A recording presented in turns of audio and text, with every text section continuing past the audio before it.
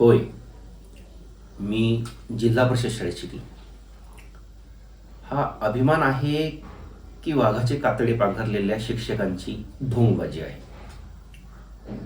आज अचानक सोशल मीडियावर होय, मी जिल्हा परिषद शाळेत शिकलोय अशा स्टेटसची प्रचंड लाट आली आहे. काय ही लाट येण्यामागचं खरं कारण?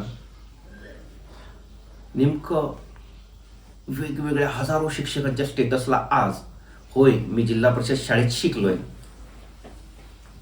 ही भावना का दिसत आहे?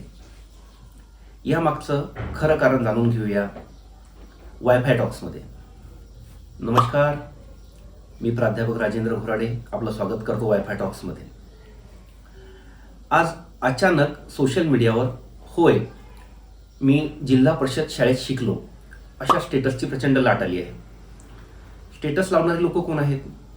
तर जिल्हा परिषद शाळांमध्ये शिक्षकी पेशा करणारी किंवा जिल्हा परिषदेमध्ये काहीतरी नोकरीवर वेगवेगळ्या हुद्द्यावर असलेली ही मंडळी आहे.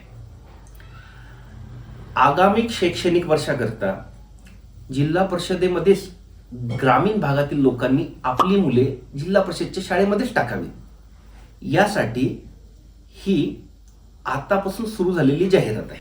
आगामी शैक्षणिक वर्षाकरता एकदमच जिल्हा परिषद शाळेबद्दल या शिक्षकी पेशातील मंडळींना एवढा पुळका का आला? आपल्या जिल्हा परिषद शाळेबद्दल, आपण शिक्षण घेतलेल्या जिल्हा परिषद शाळेबद्दल या लोकांना एकदमच प्रेमाची उमाळे आज भरून का आले की वास्तव काही वेगळंच आहे आणि वास्तव एवढं कडू आहे की ते वास्तव लपवण्यासाठी ही भावनिक नाटकं सुरू आहेत? तर काय आहे खरी परिस्थिती? आपण काही वर्षापासून पाहतोय जिल्हा परिषद शाळा या विद्यार्थ्यांच्या अभावामुळे ओस पडलेल्या आहेत.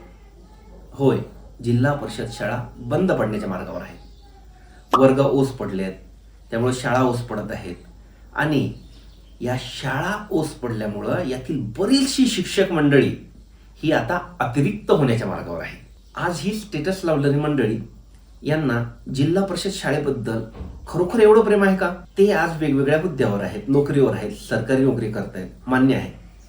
परंतु जिल्हा परिषद व्यतिरिक्त इतर शाळांचा पर्याय त्यांना त्या काळात उपलब्ध होता का? आणि खरोखर या लोकांचं जिल्हा परिषद शाळेवर एवढं प्रेम आहे तर या मुलांनी किंवा या शिक्षकांनी, या स्टेटस लावणाऱ्या मंडळींनी आपली मुले जिल्हा परिषद शाळेत टाकलेली आहेत का? पालकांशी सतत संवाद ठेवा. पालकांशी संवाद ठेवल्यानंतर पालकांना जर तुमच्याबद्दल विश्वास निर्माण झाला तर आपोआप पालकांची आणि पाल्यांची पाऊले तुमच्या शाळेकडे वळतील. नाविन्यपूर्ण उपक्रम राबवा.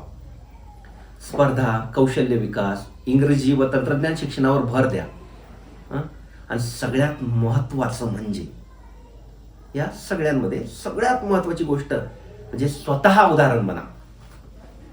तुम्ही वेळेवर हजर राहा, प्रामाणिकपणे शिकवा, प्रामाणिकपणे काम करा.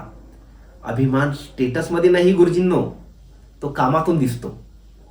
नाहीतर हे सगळं फक्त ढोंगच आहे, नाही का? धन्यवाद.